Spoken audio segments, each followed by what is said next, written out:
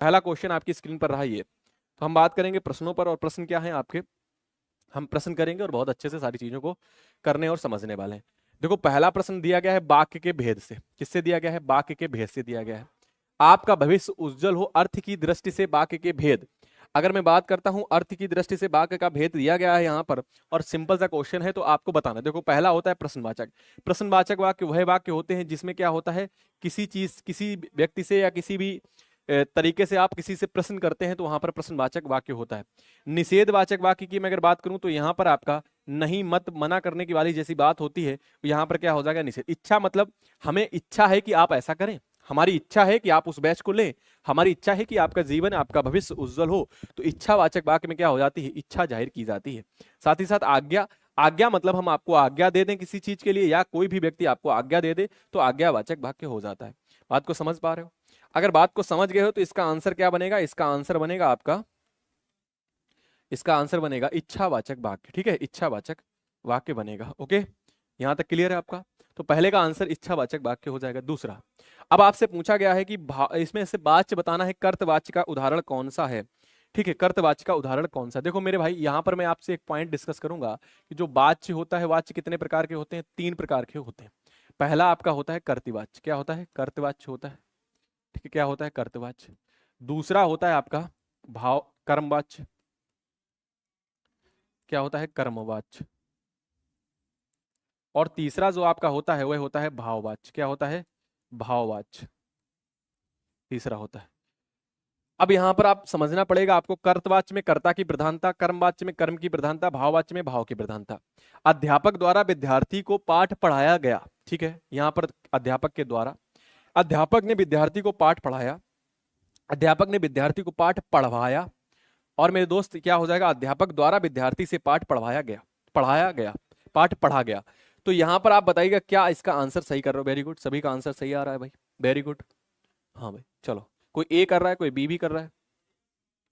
तो यहां पर देखो कर्ता की प्रधानता होती है, सीधी सी बात है। तो कर्ता की प्रधानता कहां पर हो रही? अध्यापक ने विद्यार्थी को पाठ पढ़ाया। किसने पाठ पढ़ाया? अध्यापक ने पढ़ाया। यहां पर कर्ता की प्रधानता है। और जहां पर कर्ता की प्रधानता हो जाती है वहां पर क्या हो जाता है? कर्तवाच्य हो जाता है। तो आंसर क्या बनेगा? आंसर बनेगा B for Bihar is the right answer, B for Banaras is the right answer. बात को समझ पा रहे हो? तो आंसर क्या बनेगा? बी बनेगा, अध्यापक ने विद्यार्थी को पाठ पढ़ाया। इसमें क्या है? इसमें कर्तवाच्य का एग्जाम्पल है। आगे बढ़ते हैं, अगला देखते हैं। ला और सा का उच्चारण किस स्थान से होता है? देखो हमने इन सा की बात तो कर चुका हूं, मैं इस सा की बात कर चुका हूं। ठीक है, इसका हमने बताया था, इसका उच्चारण होता है दंत से। किससे होता है? दंत से होता है। लेकिन आपको यह पता होना चाहिए कि ला का उच्चारण, तो हम अगर आपको यहां पर स्पर्श व्यंजनों के उच्चारण की बात करते हैं, स्पर्श व्यंजनों के उच्चारण की बात कर दें, तो आपको 25 स्पर्श व्यंजन होते हैं। स्पर्श व्यंजन कितने होते हैं? आप कहेंगे सर 25 होते हैं। और 25 स्पर्श व्यंजनों को ही क्या कहते हैं? वर्गीय व्यंजन भी कहते हैं। यानी कि 5 वर्गों में क्या करते हैं? इनको विभाजित किया जाता है और इनको वर्गीय व्यंजन भी कहा जाता है। जैसे हम मैं कह दूं वर्ग कौन से होते हैं? का वर्ग, चा वर्ग, टा वर्ग, ता वर्ग और पा वर्ग होता है। ठीक है, और हमें सिर्फ इतना समझना है कि जो आपका ला होता है, ठीक है, हाँ,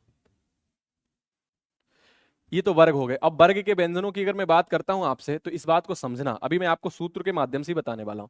तो ये क्या हो जाता है? ये आपका कंठ से उच्चरित होता है, तालु से उच्चरित होता है, मूर्धा से उच्चरित होता है, और आपका ये दंत से होता है। क्या होता है? दंत से उच्चरित होता है। और ये ओष्ठ से, यानी कि ओष्ठ से उच्चरित होता है। कितना समझ गए आप? इतना तो आपने समझ लिया। वह कह रहा है ला और सा। ला क्या होता है? यारा लावा अंत्यस्थ व्यंजन है, और सा ये क्या है? उसम व्यंजन है। आपको एक सूत्र मैंने बताया था, ऋतु लशा नाम दंता। क्या? ऋतु लशा नाम दंतव्य। ये आपका संस्कृत का सूत्र होता है। इसके आधार पर हम सारे क्या है, चाहे आपका स्पर्श व्यंजन हो, चाहे आपके अंतस्थ व्यंजन हो, चाहे आपका ऊष्म व्यंजन हो, उन पर हम टैकल करते हैं, उन चीजों को हम बहुत अच्छे से समझते हैं। देखो यहां पर लृति की बात करता हूं तो ला और ला, ये क्या है? ला और ला। इसमें क्या बात करते हैं? ता वर्ग। और इसमें क्या होता है? ये सा होता है। ये क्या होता है? ऊष्म का सा होता है। इस नाम वाले जितने भी वर्ड होते हैं वे कहां से उच्चरित होते हैं? दंत से उच्चरित होते हैं। अब समझिएगा बात को, ता वर्ग में कौन से आते हैं अक्षर? आपको पता है, ता था दा धा ना। ला किस में आता है? इसी में आता है। तो ला का आपसे पूछा गया, ला और सा, ला और सा ये दोनों क्या आ रहे हैं आपके? इसी में आ रहे हैं। जब इसी में आ रहे हैं तो सूत्र क्या है? ऋतु लशा नाम दंता दंतव्य। तो यहां पर क्या हो जाएगा? दंत आपका हो जाएगा, दांत से उच्चरित होने वाले ये क्या है? अच्छा, ये तो आपने सूत्र के माध्यम से समझा, ये क्या है, स्पर्श व्यंजनों के आपने उच्चारण स्थान समझे।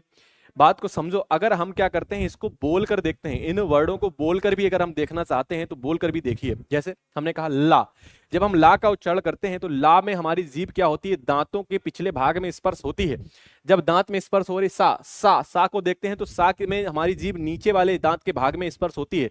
तो जब जीभ क्या है, मुख के जिस भाग में स्पर्श करती है उच्चारण करते समय, वह क्या होता है, वह आपका उच्चारण स्थान होता है। तो ला जब हम कहेंगे तो ऊपर वाले भाग में स्पर्श हो रही है दांत के, दंत के, और जब हम सा कह रहे हैं तो सा किसमें हो रही है, आपके नीचे वाले भाग में दांत के हो रही है। तो दंत क्या हो जाएगा, आपका हो जाएगा।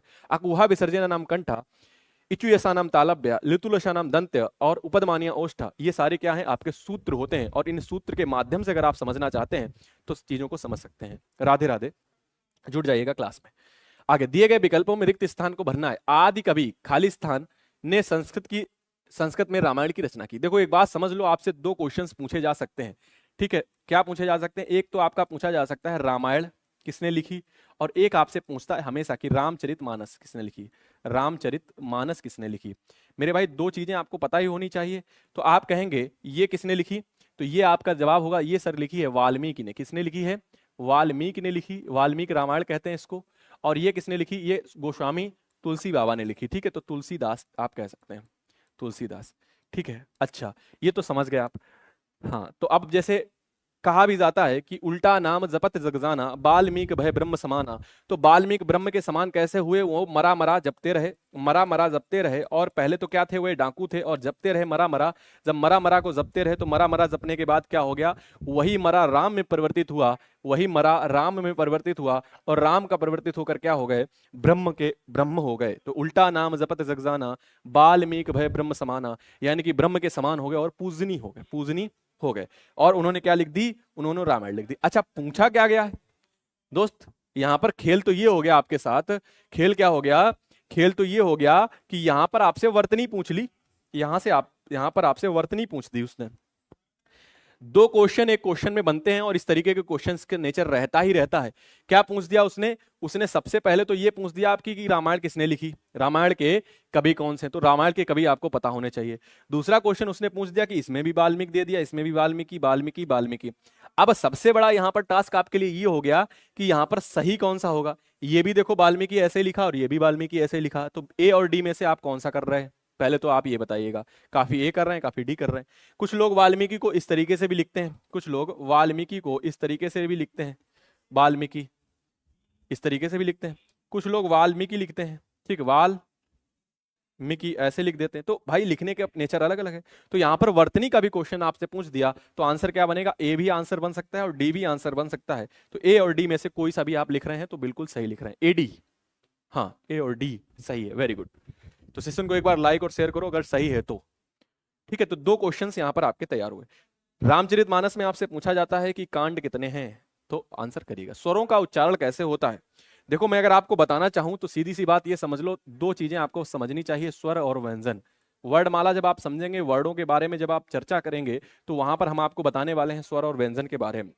स्वर क्या होता है, स्वर स्वतंत्र ध्वनियां होती हैं और वह किसी की सहायता से नहीं बोली जाती, वह अपने आप में राजा है। और वह क्या है, वह उसको किसी की जरूरत नहीं, ठीक है। तो स्वर क्या है, ये स्वतंत्र होता है, ये स्वतंत्र ध्वनियां है, ये स्वतंत्र ध्वनियां होती हैं और इनका उच्चारण स्वयं से होता है, किसी के माध्यम से नहीं होता, ये स्वयं से उच्चरित होती हैं, स्वयं से उच्चरित होती हैं, इनमें किसी की सहायता की जरूरत नहीं पड़ती। व्यंजन क्या होता है, ये स्वर की सहायता से उच्चरित होती हैं, स्वर की सहायता से क्या होती हैं, उच्चरित होती हैं, स्वर की सहायता से क्या होती है, उच्चरित होती है।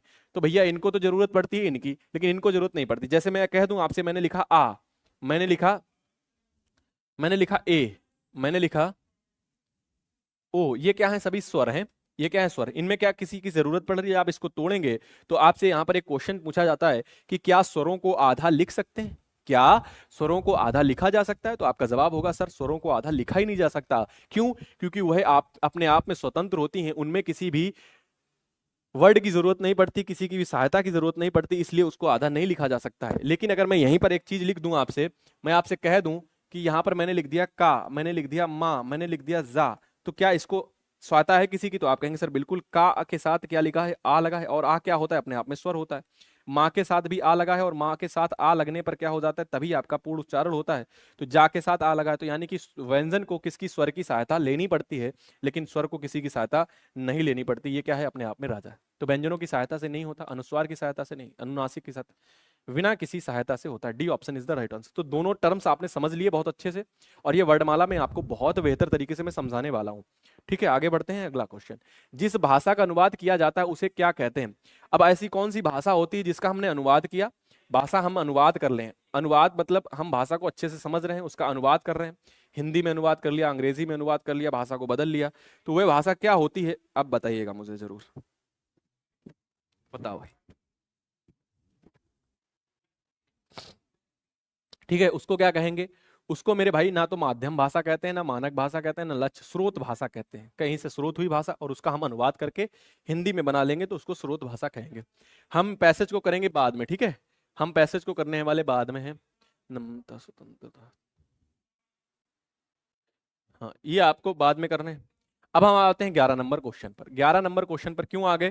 क्योंकि जो ये क्वेश्चंस आपके थे 7, 8, 9, 10, ये क्वेश्चन हम आपको कराएंगे बाद में, पैसेज करेंगे बाद में, लास्ट में पैसेज कर लेंगे। ओके, हाँ एक बार सेशन को लाइक और शेयर करो भाई। हाँ देखो, हाँ शेयर और लाइक जरूर करना भाई, ये आपका परम कर्तव्य है, और ये नहीं करोगे तो फिर हम भाई आपसे और कुछ तो मांगते नहीं इसके अतिरिक्त।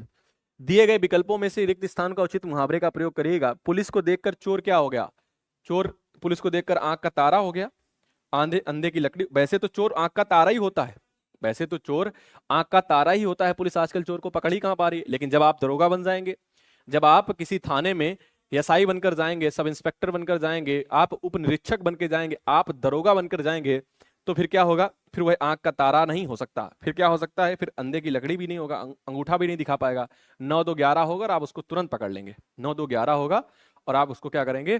तुरंत पकड़ लेंगे। हाँ, वो एक आप कवि हैं, आपने देखा होगा, बहुत फेमस कवि हैं वो, इस समय इंस्पेक्टर हैं आपके पुलिस विभाग में ही। और वो उनकी आपने एक कवि ने क्या कविता लिखी है, और उस कविता को आपने सुना होगा कि दरोगा जस मजा मास्टरी में न पई हो, ठांस के पिस्टल बुलेट पे घूमी हो, दरोगा जस मजा मास्टरी में न पई हो।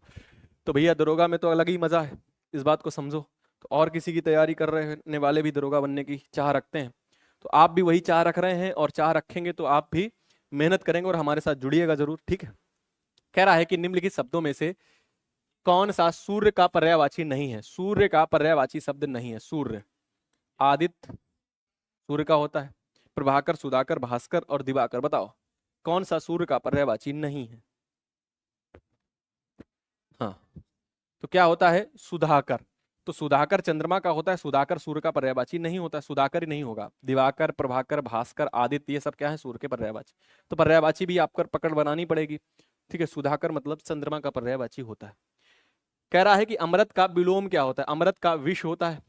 सुधा, सुधा अमृत ही का होता है। भय होगा नहीं, जलज होगा नहीं, क्या होगा? विष होगा। बात को समझे?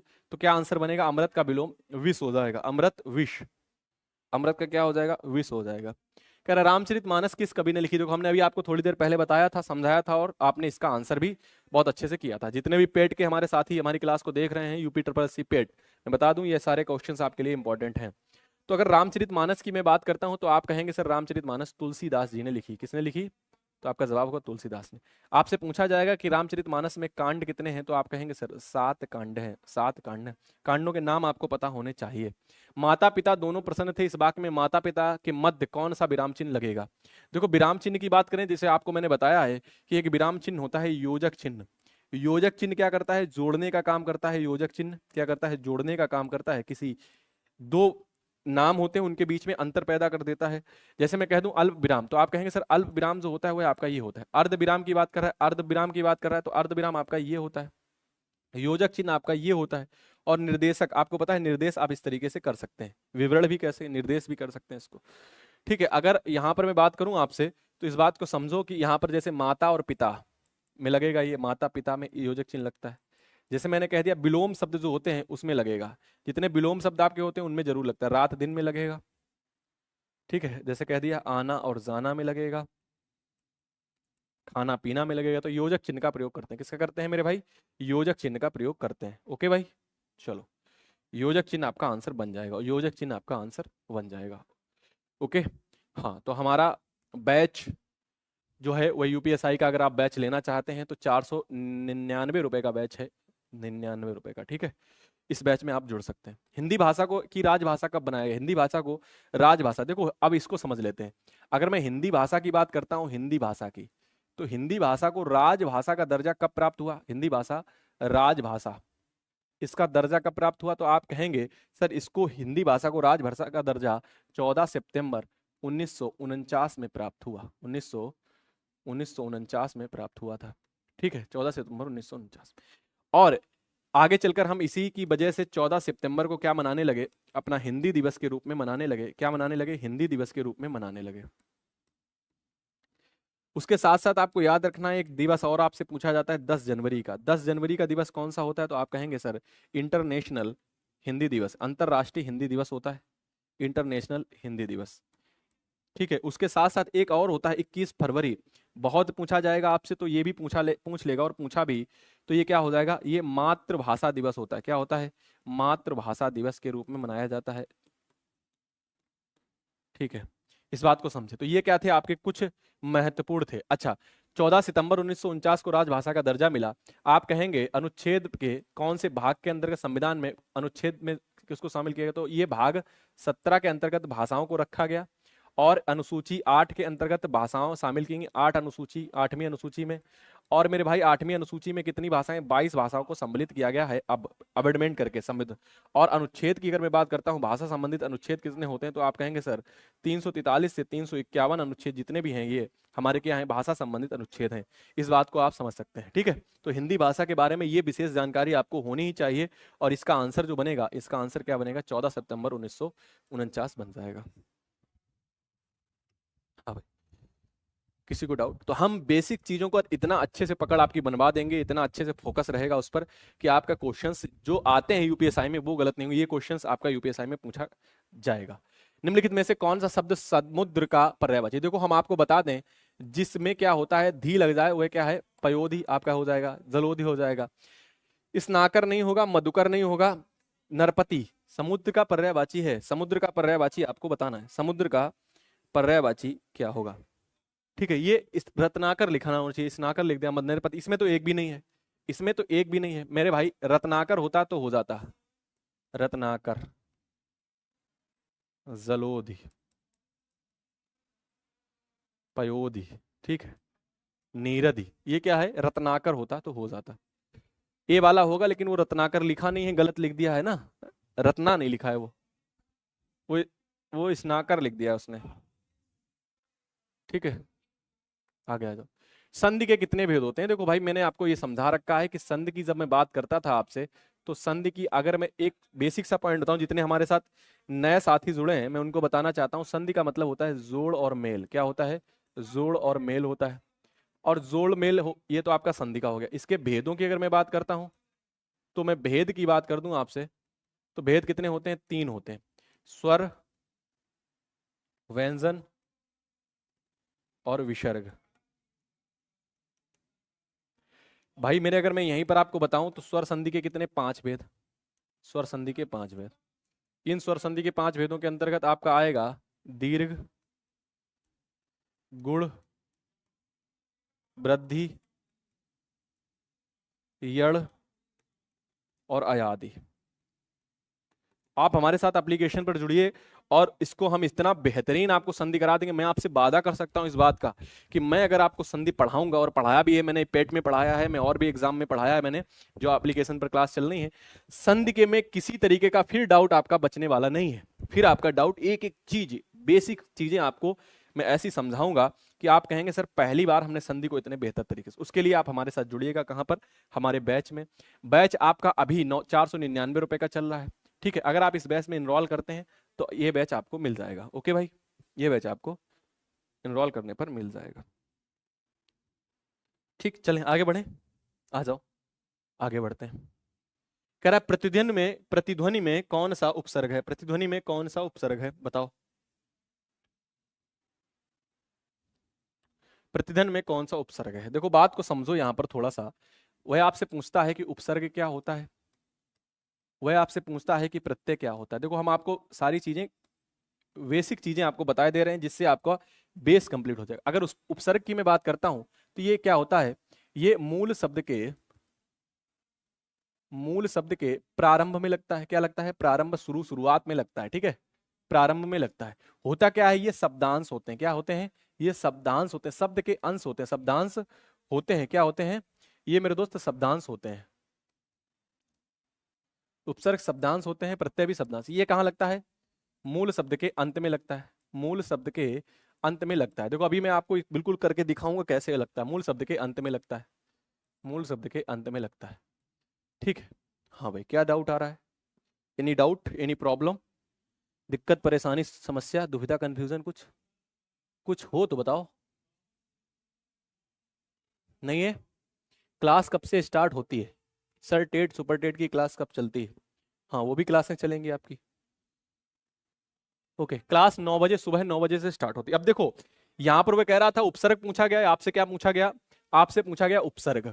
और उपसर्ग कहाँ लगता है? मूल शब्द के अंत, शुरू में। तो अगर मैं प्रतिध्वनि की बात करता हूं, प्रतिध्वनि, तो प्रतिध्वनि में उपसर्ग कहां पर लगा है? आप कहेंगे ध्वनि क्या है? मूल शब्द है। ध्वनि क्या है? मूल शब्द है। और इस मूल शब्द के प्रारंभ में क्या लगा है? उपसर्ग लगा है। और प्रति क्या है आपका? उपसर्ग है। प्रति क्या है आपका? ये उपसर्ग है।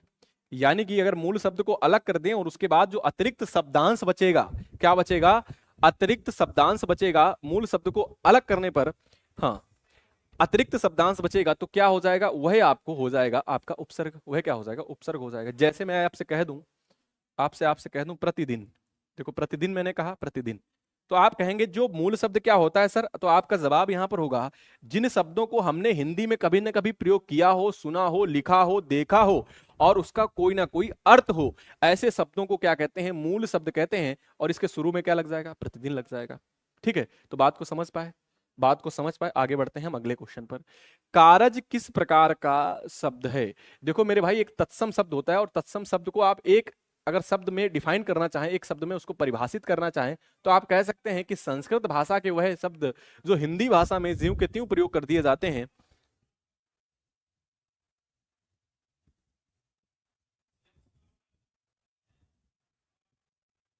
हाँ, क्या होता है कि संस्कृत भाषा के वह शब्द जिनका प्रयोग हम क्या करते हैं? हिंदी भाषा में ज्यों का त्यों कर देते हैं, उनको क्या कहते हैं? तत्सम कहते हैं। अर्ध तत्सम क्या होता है? अर्ध अर्ध तत्सम वह शब्द होते हैं जिनका हम प्रयोग कुछ परिवर्तन करके हिंदी में करते हैं और तद्भव संपूर्ण परिवर्तन करके हिंदी में कर देते हैं, तो हम एक शब्द में इसको कह सकते हैं हिंदी भाषा के शब्द। देशज क्या होता है? अपने देश में जन्मे हुए शब्द। जैसे हमने कहते हैं लोटा, लोटा शब्द तो आपने ही उसको जन्म दे दिया। ठीक है, कि लोटा ओटा ये शब्द जो आपने बोले हैं ये क्या है? अब आपसे पूछा गया कारज जो शब्द होता है, क्या होता है? कारज शब्द। कारज शब्द क्या है? कैसा शब्द है? तो आपसे पूछा जाए कारज कैसा शब्द है, तो आपका जवाब होगा सर ये अर्ध तत्सम है। कारज क्या है? अर्ध तत्सम शब्द है। बात को समझे? आ जाओ अगले क्वेश्चन पर। लड़का। देखो मेरे भाई, पहला आपको पॉइंट ये समझना चाहिए कि जो संज्ञा होता है वो होता क्या है। तो संज्ञा की अगर मैं बात करता हूं तो संज्ञा को एक शब्द में अगर हमें डिफाइन करूं, एक शब्द में आपसे कहूं, तो आप कह सकते हैं कि संज्ञा बराबर सर नाम। अर्थात जिस व्यक्ति, प्राणी, समूह, पदार्थ या किसी भी संपूर्ण जगत में कोई भी नाम अगर आपको पता चल जाए, दिख जाए, सुनाई पड़ जाए या देख लें, आप पढ़ लें उसको, तो वह क्या है? जो भी नाम है इस संपूर्ण जगत में वह सारे संज्ञा है। अगर मैं संज्ञा के भेद की बात कर दूं मेरे भाई, तो भेद के अंतर्गत आप जरा कमेंट बॉक्स में बताइए कि भेद कितने होते हैं। और मैं भेदों के नाम लिखे दे रहा हूं यहां पर। पहला आपका होता है, मैं आपसे कहूं पहला, तो आप कहेंगे सर पहला होता है व्यक्तिवाचक संज्ञा। थोड़ा अच्छे से मैं इसको समझा दे रहा हूं, ठीक है? व्यक्तिवाचक संज्ञा की मैं बात कर रहा हूं। जब आप एप्लीकेशन में जुड़ेंगे तो हम एक एक पॉइंट को इतना बेहतर तरीके से आपके बीच रखेंगे। दूसरा, जातिवाचक संज्ञा। क्या होता है? जातिवाचक संज्ञा। मैंने आपको भेद पूछे हैं, भेद की संख्या बताइएगा, भेद कितने होते हैं। तीसरा जो होता है आपको मैं कह दूं तो भाववाचक संज्ञा होता है। क्या होता है? भाववाचक संज्ञा। और इस अगर सीक्वेंस में आप लिखेंगे या इसको याद कर लेंगे तो फिर आपको दो क्वेश्चंस यहां से और तैयार करा दूंगा मैं अभी। और उसके बाद होता है आपका द्रव्यवाचक संज्ञा। द्रव्यवाचक या इसको ही पदार्थवाचक संज्ञा भी कहते हैं, द्रव्यवाचक संज्ञा। और साथ ही साथ जो आपका पांचवा होता है वह क्या होता है? समूहवाचक संज्ञा। तो एक तो आंसर आपको ये मिला कि नाम क्या क्या होते हैं, और एक आंसर आपको ये मिल गया कि भेदों की संख्या कितनी होती है। भेदों की संख्या कितनी होती। तो आपसे कहेगा कि सर भेद कितने होते हैं, तो आप कहेंगे कि जो संज्ञा के भेद होते हैं वह भेद कितने होते हैं, तो कुल भेद 5 होते हैं। अच्छा, कुल भेद की मैंने बात की, तो कुल भेद आप कहेंगे सर 5 होते हैं। ये क्या है, पांचों भेद कुल भेद है। अच्छा, आपसे वो यह भी कहता है कि बताओ संज्ञा के मुख्य भेद कितने होते हैं, तो संज्ञा के मुख्य भेद ये 3 होते हैं। ये क्या होते हैं, 3 होते हैं, ठीक है। तो 3 ये क्या है, मुख्य भेद है। तो इस बात को याद रखिए, कुल 5 है और 3। कह रहा लड़का। अच्छा, लड़का जो शब्द है वह कैसा है, तो इस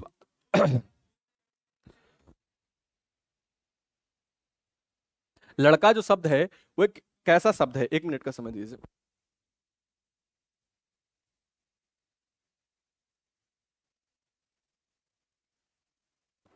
हाँ, लड़का शब्द जो है वह कैसा शब्द है, देखो मैं लड़का की अगर बात करता हूं, तो लड़का शब्द क्या हो जाएगा, लड़का एक जाति होती है। लड़का मान लो एक है क्या, मैंने कहा वहां लड़का खड़ा है, वहां लड़के खड़े हैं, तो क्या एक लड़का खड़ा है।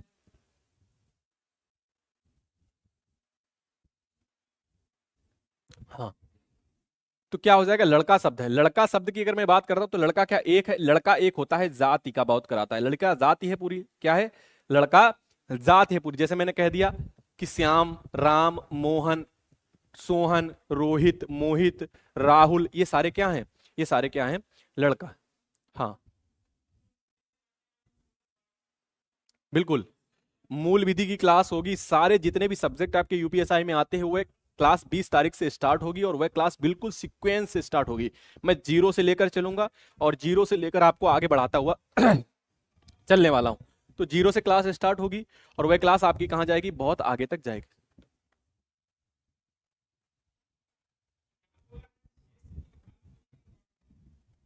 हाँ, देखो मेरी बात को समझो, लड़का क्या है, जातिवाचक संज्ञा है। और जहां जाति की बात कर दी जाए वहां लड़का। अब जैसे मैं लड़के में से किसी का नाम लिख दूं, मैंने लिख दिया राम, राम लिख दिया, तो राम क्या हो जाएगा, ये किसी व्यक्ति विशेष की बात कर देगा, तो यहां पर व्यक्तिवाचक संज्ञा हो जाएगा। क्या हो जाएगा, व्यक्तिवाचक संज्ञा हो जाएगा। ठीक है, भाव आपको पता है, भाव जैसे मैं कह दूं बुढ़ापा, जवानी, ठीक है, इस बात को समझ लो। हाँ भाई, मासूम मैंने बता दिया आपको। ओके, नेहा सिंह। देखो नेहा सिंह, यहां पर कारज किस प्रकार का शब्द है, तत्सम शब्द संस्कृत भाषा के अर्थ सत्सम, उसमें थोड़ा सा परिवर्तन करिएगा, अर्थ तत्सम हो जाएगा कारज, ठीक है। और तद्भव क्या हो जाएगा, हिंदी। और इस बात को समझो, और देशज क्या हो जाएगा, देसी भाषा के शब्द। तो ये क्या है, कारज शब्द होगा। आगे बढ़ते हैं हम अगला। प्रयोग के आधार पर शब्द के कितने भेद होते हैं, प्रयोग के आधार पर शब्द के भेद। बहुत अच्छा क्वेश्चन है, और इस क्वेश्चन को आप जल्दी से करिएगा। प्रयोग के आधार पर शब्द के कितने भेद होते हैं, बहुत अच्छे से समझाने वाला हूं। देखो प्रयोग के आधार पर मैं बताता हूं, प्रयोग के आधार पर शब्द के भेद होते हैं कितने, प्रयोग के आधार पर, प्रयोग के आधार पर अगर मैं शब्दों की भेदों की बात करता हूं, तो प्रयोग के आधार पर शब्द के भेद कितने होते हैं, 2 होते हैं। देखो हिंदी इस तरीके से मैं प्रैक्टिस क्लास में पढ़ाता हूं कि हिंदी को रिवीजन करने की जरूरत आपको पड़े ना। इस क्लास को देखो, और इस क्लास को देखते ही क्या हो जाए, आपका जितना पुराना पढ़ा हुआ हो वो सारा रिवीजन करा दूं, यही क्या है, प्रैक्टिस होती है। प्रैक्टिस का मतलब यही होता है। जब मैं आपको क्या कराऊंगा, स्पीड में प्रैक्टिस कराऊंगा, तो वहां पर 100 200 500 क्वेश्चंस लूंगा, और वहां पर होगा। पहला क्या होता है मेरे भाई, पहला जो होता है प्रयोग या विकार भी इसको कह सकते हैं, प्रयोग या विकार के आधार पर भी कह सकते हैं, प्रयोग या विकार के आधार पर भी कह सकते हैं। बात को समझ रहे हो, कौन कौन सा होता है, तो आप कहेंगे सर पहला होता है विकारी, विकारी शब्द क्या होता है, विकारी शब्द होता है। और दूसरा जो होता है वह क्या होता है, अविकारी शब्द होता है। क्या होता है, अविकारी शब्द हो जाता है। ठीक है, विकारी और अविकारी हो जाता है। प्रयोग या विकार के आधार पर शब्द के 2 भेद, और विकारी और अविकारी। बात को समझो, विकारी शब्दों की बात करता हूं तो इसके 4 भेद होते हैं। कौन कौन से होते हैं, तो आप कहेंगे सर संज्ञा, सर्वनाम, ठीक है, संज्ञा, सर्वनाम, क्रिया और विशेषण। क्या है, क्रिया और विशेषण। ये जब मैं विकारी और अविकारी पढ़ाता हूँ, शब्द के भेदों के अंतर्गत पढ़ाता हूँ सारी चीजें, तो वहां पर इनको डिस्कस करता हूँ। और क्या हो जाएगा, अविकारी शब्द में हो जाते हैं इसके भी 4 भेद। पहला होता है क्रिया विशेषण। क्या होता है, पहला होता है क्रिया विशेषण, क्रिया विशेषण अव्यय, ठीक है, समुच्चय बोधक, ठीक है, समुच्चय बोधक होता है। क्रिया विशेषण होता है, उसके बाद क्या होता है आपका, संबंध बोधक होता है, समुच्चय बोधक और विस्मयादि बोधक। संबंध, समुच्चय, संबंध और विस्मय बोधक। यहाँ मैं पूरा नहीं लिख रहा हूं, आपको पूरा समझ लेना है। अब लास्ट वाले में मैंने लिख दिया, ठीक है। आंसर क्या होगा? 2। आंसर क्या होगा? 2। राइट है भाई। चलो, अधिसूचना प्रकाशित होती है, बताओ अधिसूचना जो होती है, नोटिफिकेशन जिसको कहते हैं ना, अधिसूचना वही तो होती है। Very good, notification. तो आपका नोटिफिकेशन जो होता है, जो आपका नोटिफिकेशन आया था यूपीएसआई का नोटिफिकेशन, नोटिफिकेशन जो आपका होता है, ये नोटिफिकेशन क्या होता है आपको ये बताना है, नोटिफिकेशन क्या होता है। तो नोटिफिकेशन क्या होता है? एक अधिसूचना होती है, और अधिसूचना कहां से जारी होती है? बिल्कुल, एलटी ग्रेड की क्लासेस चलती हैं, ठीक है, और उस क्लास को भी ले सकती हैं, और ये भी क्लास आप अगर लेना है तो ले सकते हैं। नमस्ते लवली। Okay, very good. समझ में आ रही हैं सारी चीजें? बताओ। तो नोटिफिकेशन कहाँ से होती है? सरकारी गजट से, सरकारी पत्रिका से। सरकारी पत्रिका से नहीं होती, सरकार किसी भी पत्रिका में नहीं होती, सामान्य पत्र रूप में नहीं होती। जो आपका नोटिफिकेशन होगा, एक बात को समझ लो, अपने दिमाग पर बैठा लो, अभी तक अगर आपको ये चीज नहीं पता थी तो मैं आपको बता दूं। आपका जो नोटिफिकेशन जारी हो गया, वह नोटिफिकेशन कहाँ जारी हो गया? सरकारी गजट से जारी हो गया। सरकारी गजट में उसको क्या किया गया? प्रकाशित किया गया। अब उसके बाद नोटिफिकेशन में किसी तरीके का कोई बदलाव नहीं, उसके आधार पर अगर आप एलिजिबल हैं तो आप नौकरी ले लेंगे, और अगर उसमें कुछ परिवर्तन होता है तो आप उस पर क्या कर सकते हैं? ऑब्जेक्शन कर सकते हैं। तो नोटिफिकेशन क्या होता है? नोटिफिकेशन जो होता है सरकारी गजट में क्या किया जाता है? प्रकाशित किया जाता है। निम्नलिखित विकल्पों में से कौन सा सरल शब्द का विलोम है? सरल का विलोम बता दो भैया। कठिन है, कुटिल है, वक्र है, निरर्थक। ये तो बहुत सिंपल सा मैंने पूछ लिया, बताओ भैया।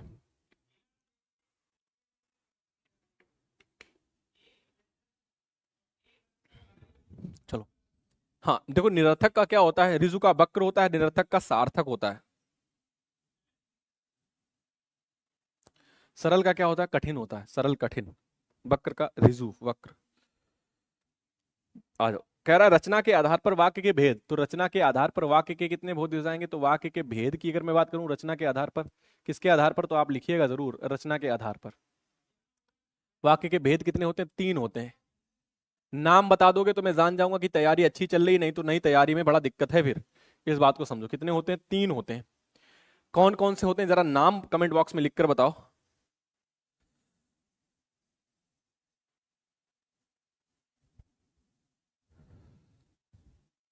नाम बताओ, क्या बता रहे हो भाई?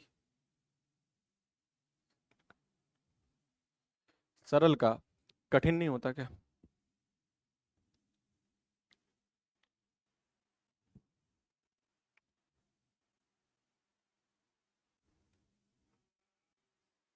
ठीक है भाई, नाम नहीं बता पा रहे हो, गलत बता रहे हो। सरल, संयुक्त, मिश्र। सरल वाक्य, संयुक्त वाक्य और मिश्र वाक्य, ठीक है। आगे बढ़ जाएं।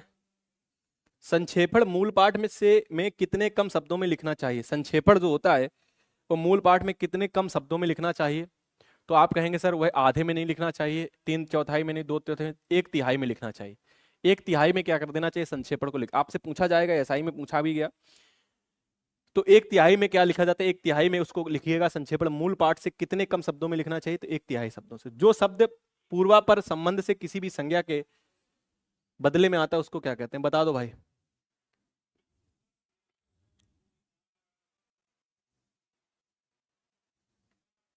इसका बता दो तो मैं जानू। 27 का क्या आंसर बनेगा? जो शब्द पूर्वापर संबंध से किसी भी संज्ञा के बदले आता है उसको क्या कहते हैं? वेरी गुड, जानवी पांडे, ठीक है, लिखा होगा तो अच्छी बात है। ओके, आदित्य ए बता रहे हो, नितिन ए बता रहे हो, सभी का ए आ रहा है। बी किसका आया? नेहा सिन्हा बी कर रही हैं, वेरी गुड। ए वाले सभी ये कर रहे हैं भाई। चलो, वह कह रहा है कि जो को संज्ञा के स्थान पर प्रयुक्त हो जाएगा वह क्या हो जाएगा? संज्ञा के स्थान पर प्रयुक्त होने वाले शब्दों को क्या कहते हैं? सर्वनाम ही तो कहते हैं। बस थोड़ी सी लैंग्वेज चेंज करने की कोशिश करिए, लेकिन वो क्या आपको लैंग्वेज में फंसा सकता है? बिल्कुल नहीं फंसा सकता, क्योंकि प्रैक्टिस आप हमारे साथ करते हैं।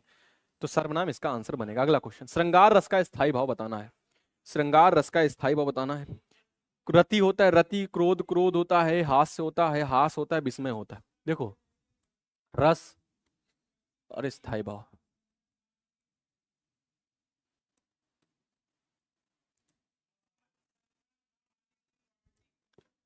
ठीक है, श्रृंगार,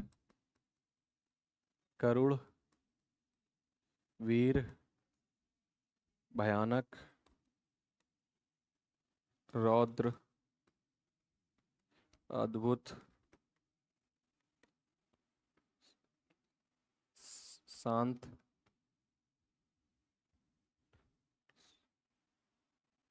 हास्यरस, बीभत्स रस। क्या लिखेंगे आप? बीभत्स रस।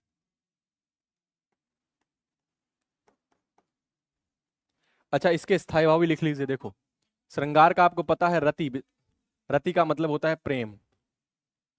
करुण का होता है शोक, मतलब कोई हमेशा के लिए बिछड़ जाता है। वीर का होता है उत्साह, वीर के अंदर हमेशा क्या पाया जाता है? उत्साह पाया जाता है। भयानक जो होता है वह भय हो जाता है, उसमें भय पैदा होता है। और रौद्र जो होता है वहां पर क्रोध का भाव उत्पन्न होता है। अद्भुत में विस्मय का भाव उत्पन्न होता है। और शांत निर्वेद का भाव देता है, निर्वेद। और हास्य हास का भाव देता है, हंसने का भाव देता है। और विभत्स जुगुप्सा का भाव देता है। क्या होता है? जुगुप्सा। ये क्या है? आपके स्थायी भाव है और रस है। बिल्कुल स्वरा सिंह, एज योर विश।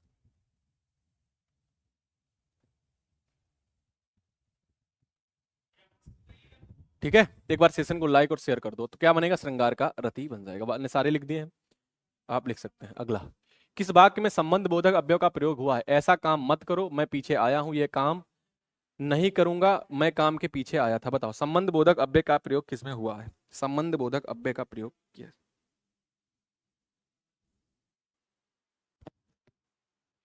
देखो, जिनमें क्या हो जाता है, शब्द आ जाए आगे, पीछे, पहले। ठीक है, ये आपका आ जाए आगे, पीछे, पहले।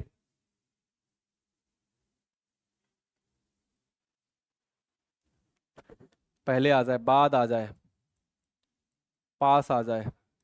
ये सारे शब्द जहां पर आ जाते हैं, अंदर आ जाए, बाहर आ जाए, तो ये सारे शब्द कहां पर आ जाएंगे? आप पीछे आया, तो ये संबंध बोधक अव्यय के अंतर्गत चला जाएगा। ठीक है।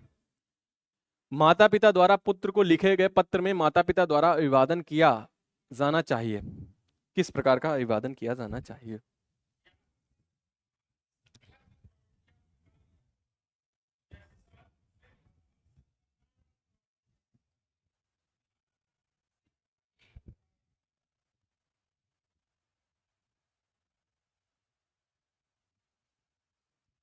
देखो मेरे भाई, कह रहा है कि माता पिता द्वारा पुत्र को लिखा गया पत्र। मान लीजिए आप माता पिता हैं और आपने अपने पुत्र को लिखा पत्र। पुत्र को क्या लिख दिया मेरे दोस्त? पत्र लिखा। क्या लिखा? पत्र लिखा। अब इस पत्र को जब पुत्र के लिए लिखा गया, तो क्या उसमें शुभ आशीर्वाद माता पिता द्वारा पुत्र को लिखा, शुभ सादर प्रणाम लिखा जाएगा? तो माता पिता अपने पुत्र से कहेंगे सादर प्रणाम, सादर नमस्कार करेंगे, प्रणाम करेंगे? नहीं, माता पिता अपने बेटे को क्या करेंगे? आशीर्वाद देंगे, शुभ आशीर्वाद देंगे, दिया जाएगा। तो तीसरा नंबर लिख दिया, जिसको ए लिखना था। ए नंबर आपका आंसर बनेगा, ए आंसर बनेगा, ए आंसर बनेगा। ओके भैया, ठीक है, समझे लू? आगे चला। शुद्ध वाक्य बताएं। 10 अरब यात्री भारत आए। 10 अरब यात्री भारत आ चुके हैं। अरब के 10 यात्री भारत आए, या 10 अरब यात्री आएंगे, भारत आएंगे। बता दो भाई, तो मैं जानूं कौन सा आपका आंसर सही बनेगा। जल्दी से बता दो कौन सा आंसर बनेगा।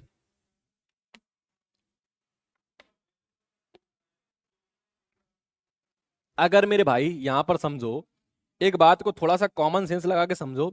अगर 10 अरब यात्री भारत आएंगे, तो दोस्त क्या हो जाएगा? भारत तो बड़ा दिक्कतों में पड़ जाएगा, इतनी भीड़ हो जाएगी तो समाये समारे नहीं चुकेगी। 10 अरब यात्री भारत आ चुके हैं, तो हैं कहाँ? ये गलत है। 10 अरब यात्री भारत आएंगे, ये भी बड़ा संकट की बात है। क्या इतना हम मैनेज कर पाएंगे? क्या होगा आंसर? कि अरब के 10 यात्री केवल आएंगे, अरब के 10 यात्री, 10 यात्री भारत आए, और यही क्या होगा? आंसर बनेगा सी। तो सी वाला आंसर बन जाएगा बिल्कुल सही। आगे आ जाओ।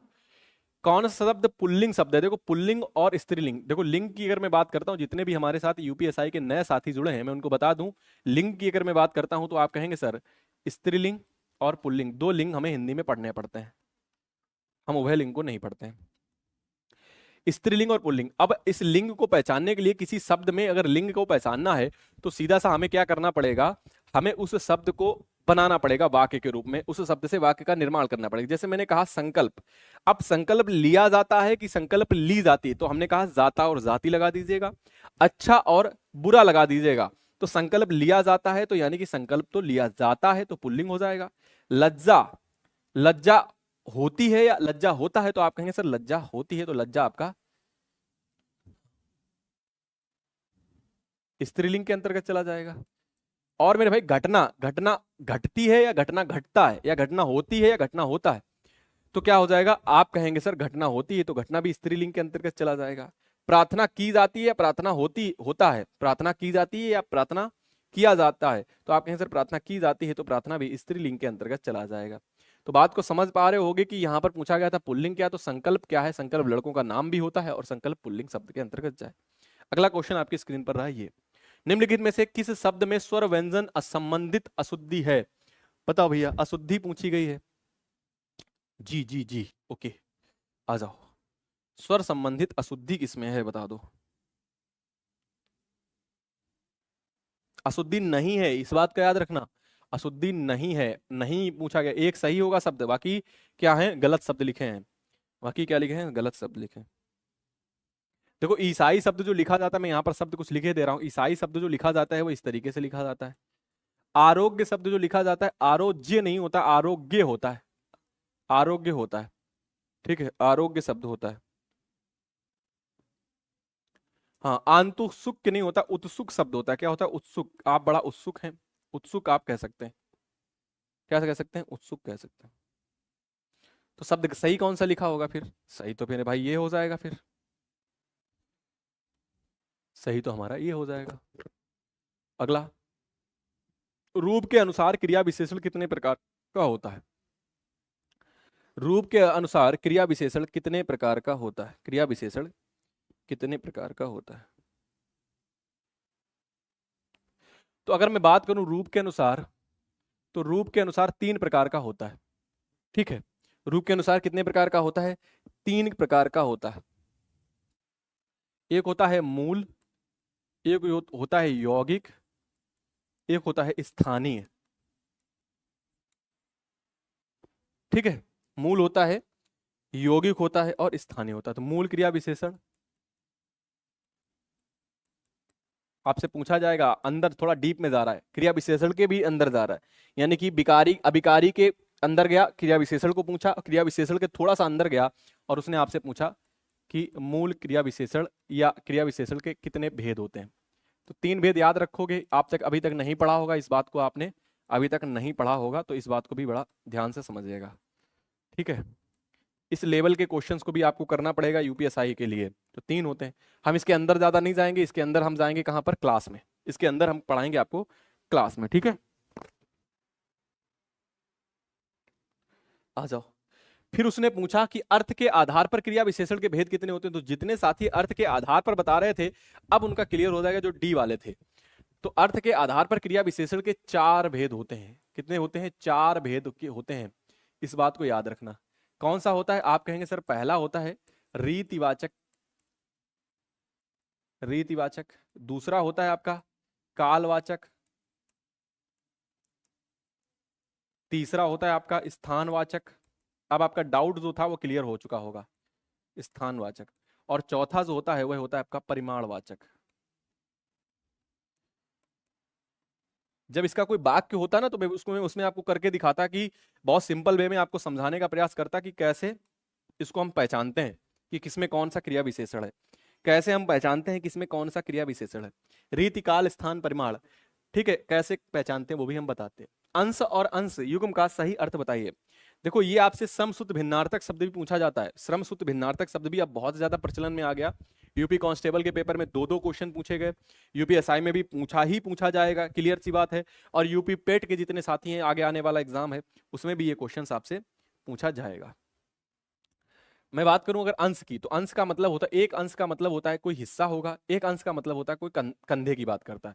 लेकिन समस्या क्या है, समस्या मेरे दोस्त ये आ रही है सबसे बड़ी कि आपको दोनों यहां पर आंसर दिए गए हैं, दो ऑप्शन एक ही जैसे। देखिए इसमें भी कंधा दिया गया है, इसमें भी कंधा दिया गया है, इसमें भी हिस्सा दिया गया है, इसमें भी। हमने आपको बताया एक अंश का मतलब होता है कंधा, एक अंश का मतलब होता है हिस्सा। लेकिन मेरे भाई यहां पर स्त्री है, यहां पर आ गए, ये तो गलत हो गया, ये दोनों गलत हो गया, हमने दो कर दिए। अब बड़ी समस्या क्या है कि इस अंश के सामने अगर हिस्सा होगा, या हमने बताया नहीं कौन किसका होता है, इस अंश के सामने हिस्सा या कंधा होगा तो उसका इसके सामने ही लिखा जाएगा और इसका इसके नीचे सामने ही लिखा जाएगा, आगे पीछे नहीं कर सकते हैं। बहुत से साथी आगे पीछे कर देते हैं, बहुत से साथी क्या करते हैं आगे पीछे। जैसे उस उसने पहला ही ऑप्शन जो रखा आपके लिए, पहला ऑप्शन क्या रखा, पहला ऑप्शन उसने रखा और पहला ऑप्शन है गलत। पहला ऑप्शन क्या है, गलत। देखो बात को समझो, इस अंश का मतलब होता है हिस्सा, इस अंश का मतलब होता है क्या, हिस्सा, और इस अंश का मतलब होता है कंधा। क्या होता है, कंधा होता है। तो इस अंश का मतलब हिस्सा, इस अंश का मतलब कंधा होता है। ठीक है, अब देखो यहां पर बात को समझो, इस अंश का मतलब हिस्सा, इस अंश का मतलब कंधा होता है। तो जो यहां पर कंधा पहले लिख दिया और हिस्सा पहले लिख दिया तो ये गलत हो जाएगा। और उसने पहला ऑप्शन क्यों रखा, एग्जामिनर आपके साथ खेलता है, एग्जामिनर को पता है।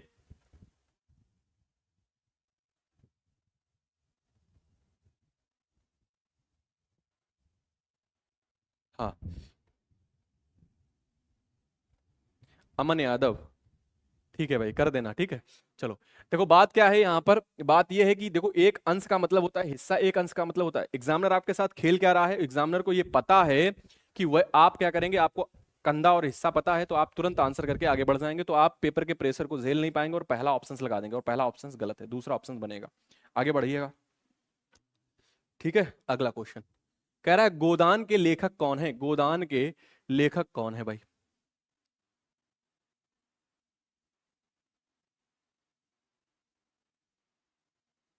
चलो भैया लो सही से लगा दो। मैं क्या करता हूँ थोड़ा ज्यादा समझा देता हूँ तो आपका टिक आपको गलत लगे, ये आंसर मैंने यहाँ पर लिख दिया। थोड़ा सा अगर आपके पास विवेक और बुद्धि का इस्तेमाल करिएगा क्लास में तो आपको समझ में आएगा। मैं अलग लिख भी देता हूँ किसका क्या होता है, फिर बाकी बात आप तो टिक खुद ही लगा सकते हो। लो साफ कर दिया भाई, टिक देखो ऐसे लगा दिया मैंने, ये लो। अब आपको बहुत अच्छे से समझ में आ गया, अब तो ठीक है। आ जाओ, गोदान के लेखक कौन है, गोदान, गबन, रंगभूमि, कर्मभूमि, इन सबके लेखक कौन है। आप कहेंगे सर मुंशी प्रेमचंद जी हैं। कौन है, मुंशी प्रेमचंद जी है। तो प्रेमचंद जी क्या है, गोदान के हैं। गबन, गोदान, रंगभूमि, कर्मभूमि, ठीक, गुनाहों का देव। चलो ओके भाई, ए इज द राइट आंसर। आगे करते हैं अगले क्वेश्चन पर। बुंदेली का क्षेत्र कौन सा है, देखो बुंदेली क्या है, बुंदेलखंड में बोली जाती है, सीधी सी बात समझो। बुंदेली कहाँ बोली जाती है, बुंदेलखंड में बोली जाती है, बुंदेलखंड में। अब बुंदेली का क्या होगा, बुंदेलखंड होगा। और बुंदेलखंड का कौन सा है, पानीपत कुरुक्षेत्र, ये पानीपत सोनीपत ये हरियाणा वाला है, ये नहीं होगा। झांसी जालौन ये आपका बुंदेल में पड़ता है। आगरा मथुरा भरतपुर ये क्या है, ब्रजभाषा का है। जयपुर अजमेर जोधपुर ये भी नहीं है, ये क्या है, राजस्थान का क्षेत्र है। तो झांसी जालौन दतिया मध्य प्रदेश का कुछ क्षेत्र, ये क्या हो जाता है, बुंदेलखंड के अंतर्गत आता है। क्या आता है, बुंदेलखंड के अंतर्गत आता है। उसमें बुंदेली भाषा बोली जाती है। क्या बोली जाती है, बुंदेली भाषा बोली जाती है। हम आगे बढ़ते हैं और अगला ले लेते हैं। निम्न में से कौन सा संकेत वाचक वाक्य है, यदि वर्षा आई हुई तो फसल अच्छी होगी, यदि वर्षा अच्छी हुई तो फसल भी क्या होगी, अच्छी होगी। तो बताओ भैया कौन सा संकेत वाचक, क्या इस बार अच्छी वर्षा होगी, फसल अच्छी हो तो अच्छा है, वाह क्या अच्छी वर्षा। देखो ये क्या है, ये आपका क्या हो जाएगा, ये आपका हो जाएगा क्या अच्छी वर्षा होगी प्रश्नवाचक। ये क्या होगा, फसल अच्छी है हो तो अच्छा है, वाह क्या अच्छी, ये नहीं होगा, क्या होगा, यदि अच्छी, यदि वर्षा अच्छी हुई तो फसल भी अच्छी होगी। A answer is the right answer होने, यदि, यह और वह। ठीक है, हम चलते हैं 40 नंबर क्वेश्चन में। हिंदी का प्रथम समाचार पत्र 1826 ईस्वी में कहां से प्रकाशित हुआ था। तो हिंदी का प्रथम समाचार पत्र 1826 ईस्वी में कहां से प्रकाशित हुआ था, बता दो। तो आप कहेंगे सर 1826 ईस्वी में जो हुआ था वो कौन सा हुआ था, बताओ। तो बंगाल से हुआ था, बिल्कुल हुआ था। ओके भाई, चलो।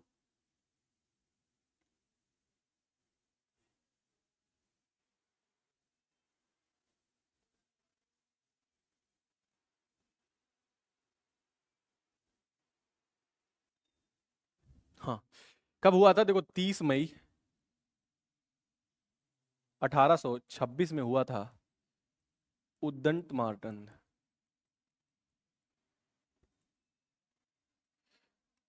लाला पंडित जुगल किशोर, पंडित जुगल किशोर के द्वारा, ठीक है, कलकत्ता। आंसर क्या होगा? कलकत्ता होगा। ठीक बात को समझे? साप्ताहिक समाचार पत्र था। क्या था? साप्ताहिक समाचार पत्र था। तो ये क्या था? 40 क्वेश्चन। अब चलते हैं पैसेज पर। अभी हमारे पैसेज बचा हुआ था, तो अब हम पैसेज पर चलते हैं। अभी जाएगा कोई नहीं भाई। अभी क्या है? अभी प्रसाद भी लेकर जाना है, ठीक है? अभी आपको जाना नहीं है, अभी तो पैसेज करना है भाई। यहाँ से 5 क्वेश्चंस आपको सही करने, 3 क्वेश्चंस आते हैं वैसे, 3 से 4 क्वेश्चंस आपके यूपीएससी में आते हैं, इसको भी सही करना है, ठीक है? अभी जाएगा कोई नहीं। बताओ। कह रहा है नम्रता ही स्वतंत्रता की माता है, लोग भ्रमवश अहंकार को इसकी माता समझ बैठते हैं। अब समझो, अगर आप नम्र हैं, क्या है? नम्र हैं, आपके अंदर नम्रता का भाव है, अगर आप नम्र स्वभाव के हैं, तो ये क्या है? ये आपके स्वतंत्रता की माता है। लोग भ्रमवश अहंकार को इसकी माता समझ बैठते हैं, वह उसकी सौतेली माता है जो उसका सत्यानाश करती है। तो जो अहंकार है वह क्या है? सौतेली माता है, और उसका क्या करती है? सत्यानाश करती। चाहे वह संबंध ठीक हो या ना हो, इस बात को सब लोग मानते हैं कि आत्म संस्कार क्या होता है? आत्म संस्कार के लिए थोड़ी बहुत मानसिक स्वतंत्रता आवश्यक है, चाहे वह स्वतंत्रता में अभिमान और नम्रता दोनों का मेल हो, और चाहे वह नम्रता ही से उत्पन्न हो। यह बात निश्चित है कि जो मनुष्य मर्यादा पूर्वक जीवन व्यतीत करना चाहता है, उसके लिए वह गुण अनिवार्य है। अब आप बताइएगा इसके आधार पर क्या आंसर? तो कह रहा है कि स्वतंत्रता की माता कौन है? स्वतंत्रता की माता कौन है? 7वें का आंसर बताओ, स्वतंत्रता की माता कौन है?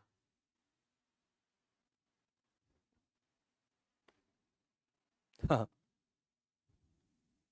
एक बार फिर से तो भाई पढ़ लो, एक बार फिर से पढ़ लो इसको, ठीक है? एक बार फिर से तो आप लोग पढ़ सकते हैं।